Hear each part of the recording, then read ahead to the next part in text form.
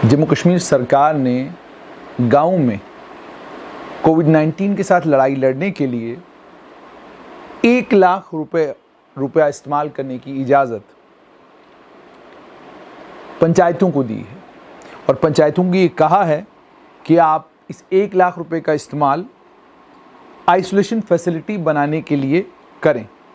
इसमें बेड होगा, oxygen concentrator facility होगी, टॉयलेट फैसिलिटीज़ आप पंचायत घर में या किसी भी ऐसी सरकारी बिल्डिंग में बनाएंगे हेल्थ एंड मेडिकल एजुकेशन विभाग के साथ बातचीत करके। इन सेंटर्स को लिंक करेंगे नज़दीकी स्वास्थ्य केंद्र के साथ। नज़दीकी स्वास्थ्य केंद्र का मतलब ये हो गया CHC होगी, PHC होगी या मेडिकल कॉलेज होगा या डिस्ट्रिक्ट हॉस्पिटल होगा। उसके बाद इस सर्कुलर में ये भी कहा गया कि इन आइसोलेशन सेंटर्स में टेलीमेडिसिन फैसिलिटीज़ भी होनी चाहिए और DDCs को ये कहा गया है डिस्ट्रिक्ट के अफसरों का इस्तेमाल करें जो पंचायत में बैक टू विलेज प्रोग्राम के समय गए थे, ताकि वो इन फैसिलिटीज़ की क्रिएशन की देख रेख करें। यानी जब ये फैसिलिटीज़ तैयार हों उसकी देख रेख ये लोग करेंगे। और ये भी कहा गया कि जिन लोगों को आइसोलेशन की ज़रूरत होगी वो उन्हें आइडेंटिफाई करेगी पंचायत का कंसर्न मेडिकल स्टाफ, आशा वर्कर, पंचायत के मेंबर, ग्राम सभा के मेंबर। और उसके अलावा ये भी कहा गया कि गाइडलाइंस जो हैं वो separately health and medical education विभाग जो है वो गाइडलाइंस इशू करेगा। ये order financial commissioner finance doctor Arun Mehta ने निकाला है। मैंने Jammu Kashmir general administration department की वेबसाइट पर जाकर मालूम करने की कोशिश की कि doctor Arun Mehta medical science के एक्सपर्ट तो नहीं हैं। तो मुझे वहाँ से जानकारी मिली कि वो एक टेक्नोक्रेट हैं, BTech MTech किया है और उसके बाद PhD की है और PhD की वजह से डॉक्टर उनके साथ लगा हुआ है। ये जो सर्कुलर आया है, इस सर्कुलर में किन लोगों को आइसोलेशन की ज़रूरत है वो तय करेंगी पंचायतें, पंचायत के मेंबर, ग्राम सभा के मेंबर तय करेंगे कि किनको आइसोलेशन की ज़रूरत है, किनको आइसोलेशन की ज़रूरत नहीं है। यानी कोविड-19 के केस में जो काम स्वास्थ्य विभाग का है वो काम स्वास्थ्य विभाग के लोग नहीं करेंगे, वो काम ग्राम सभा के लोग करेंगे, वो पंचायत के मेंबर करेंगे, वो तय करेंगे कि किसको आइसोलेशन की ज़रूरत है, किसको आइसोलेशन की ज़रूरत नहीं है। और कहा गया 5 बेड की फैसिलिटी बनेगी 1 लाख रुपए में। इतनी सस्ती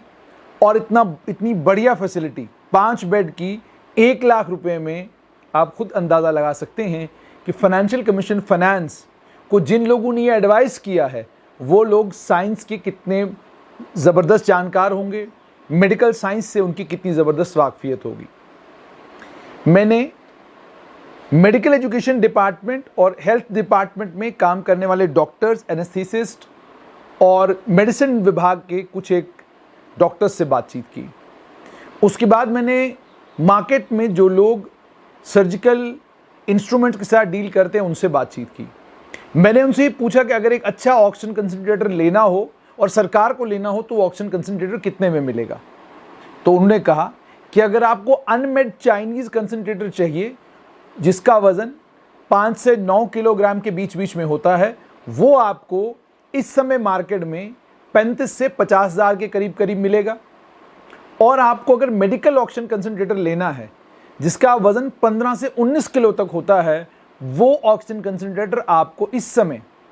अगर मार्केट से इस समय लेना है तो वो लगभग आपको 65 हज़ार के करीब मिलेगा। उन्होंने ये कहा कि सस्ते कंसंट्रेटर भी आते हैं, महंगे ऑक्सीजन कंसंट्रेटर भी आते हैं, लेकिन अगर आपको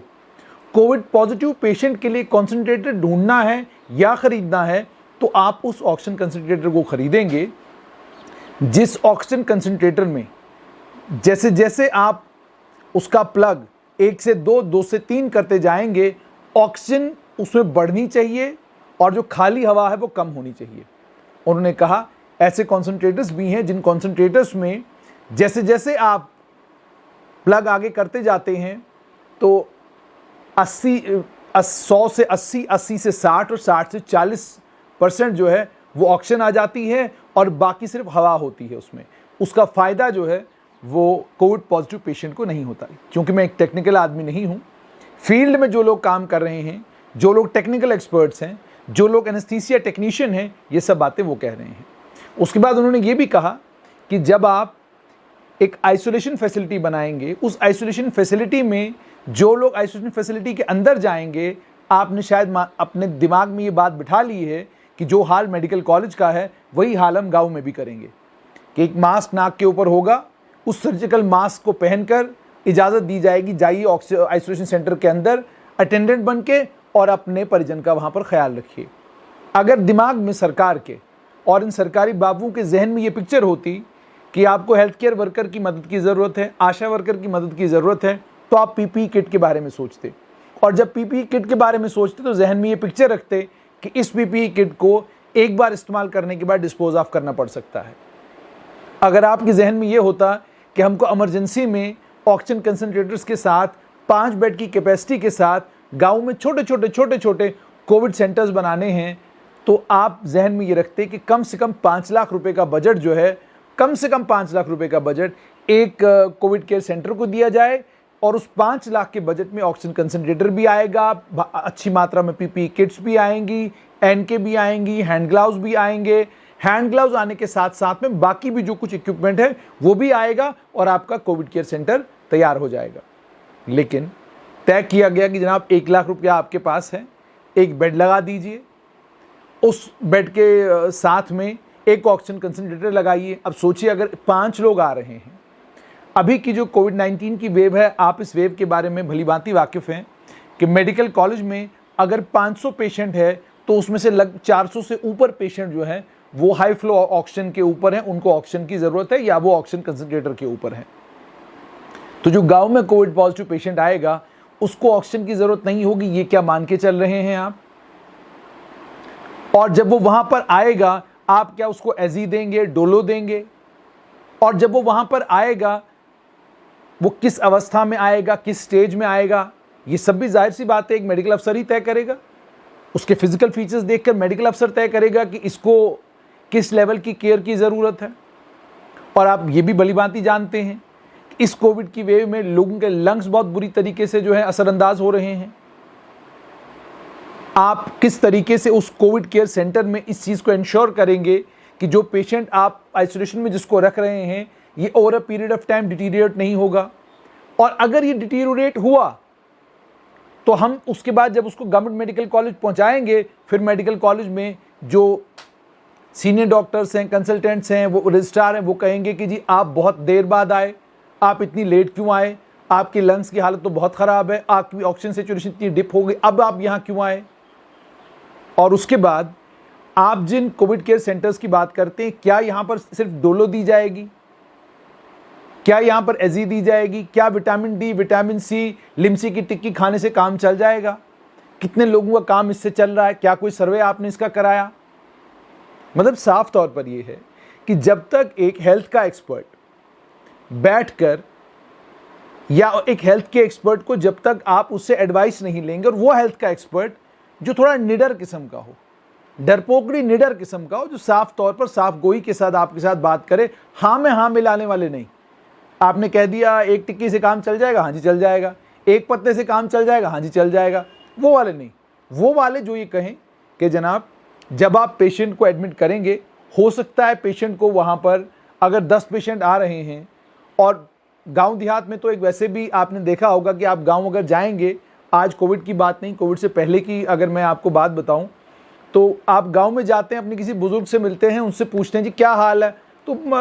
बुखार को एक हमारे गांव में लोग कहते थे आज 5-6 दिन हो गए बुखार हो रहा है। ये हमारे गांव में मानसिकता है लोगों की कि बुखार को कोई बड़ी बीमारी लोग समझते ही नहीं। इंसुलिन रेजिस्टेंस है अभी भी लोगों में, वैक्सीन रेजिस्टेंस है अभी भी लोगों में, दवाई के लिए रेजिस्टेंस है अभी भी लोगों में। रेजिस्टेंस से मेरा मतलब ये है कि आप अगर आज भी पढ़े लिखों की बात कर रहा हूं मैं अनपढ़ों की बात नहीं कर, पढ़े लिखे लोगों में भी टिक्की के लिए रेजिस्टेंस है। आप कहेंगे जनाब ये टेबलेट खा लीजिए इससे आप ठीक रहेंगे, अरे छोड़िए कोई बात नहीं, बुखार है 2 दिन में ठीक हो जाएगा।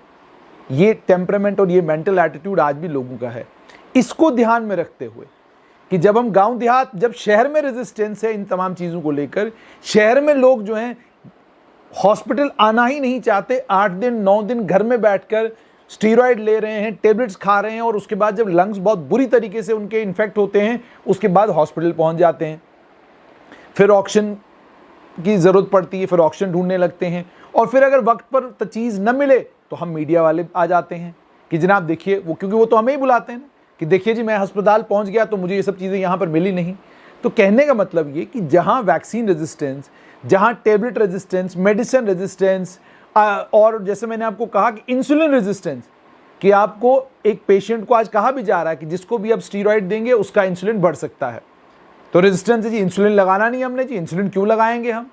तो इन तमाम चीज़ों को और हमारी रूरल सेटिंग्स को ध्यान में रखते हुए सरकार को ये सोचना चाहिए था कि अगर आप कोविड केयर सेंटर बनाने लगे हैं, उस कोविड केयर सेंटर में आपको 5 बेड अगर लगाने हैं तो कम से कम 5 लाख के बजट के साथ आपको कोविड केयर सेंटर के बारे में सोचना चाहिए था। और इनफैक्ट मैं कहता हूं अगर 10 लाख का बजट भी आप रखेंगे वो ज़्यादा बेटर है, और ये कोविड केयर सेंटर आपके लिए बहुत मददगार होंगे आने वाले वक्त में भी, क्योंकि पंचायत घर जो आपने बनाए हैं, कई तो छोटे छोटे हैं लेकिन कई जगहों पर बहुत बड़े बड़े पंचायत घर भी हैं, तो वहाँ पर भी आप जो है फैसिलिटी क्रिएट कर सकते हैं, और ये फैसिलिटी आने वाले वक्त में भी आपके लिए मददगार साबित होगी। और गुजारिश ये कि जब भी आप इस तरह की कोई सर्कुलर निकालते हैं तो किसी मेडिकल एक्सपर्ट को कंसल्ट कर लिया करें, डॉक्टर को कंसल्ट करें, मेडिसिन के एचओडी को कंसल्ट करें, आप पल्मोनोलॉजिस्ट को कंसल्ट करें, आप एनेस्थीसिया वाले को कंसल्ट करें, आप टेक्निकल एक्सपर्ट्स को कंसल्ट करें, आप जो सर्जिकल्स के साथ इस जम्मू कश्मीर में डील कर रहे हैं उनसे कंसल्ट करें, आप MD Jammu Kashmir medical supplies corporation limited से पूछें, आप मेडिकल एडमिनिस्ट्रेटर्स से पूछें कि जनाब हम कोविड वेलनेस सेंटर बनाने जा रहे हैं, तो इस सेंटर में 1 लाख के बजट से हम क्या कर सकते हैं और इसमें बजट कितना चाहिए हमें, और हम जो दवाइयाँ इन वेलनेस सेंटरों को दे रहे हैं क्या उनसे काम चलेगा, या हमको गांव देहात के लेवल पर भी स्टीरॉइड्स, गांव देहात के लेवल पर भी एंटी फंगल, गांव देहात के लेवल पर भी एंटीबायोटिक्स, हाई ग्रेड एंटीबायोटिक्स, अच्छी एंटीबायोटिक्स, ये भी हमको गांव देहात के लेवल पर पहुंचा के रखनी होंगी, ताकि वो कहते हैं ना कि जितनी जल्दी आप इस बीमारी को पकड़ लें उतना अच्छा, जितनी देर आप इस बीमारी को पकड़ने में लगाते हैं उतना ये काम मुश्किल हो जाता है। तो ज़रा सोच विचार के साथ इस तरह के फैसले लिया करें। 1 लाख रुपए में कोविड वेलनेस सेंटर गांव में बन तो जाएगा, लेकिन वो वेलनेस सेंटर नहीं होगा, वो सिर्फ एक बेड होगा, जिस बेड के ऊपर वही आदमी लेट सकता है जिसको 2 दिन बुखार आया और ख़त्म हो गया।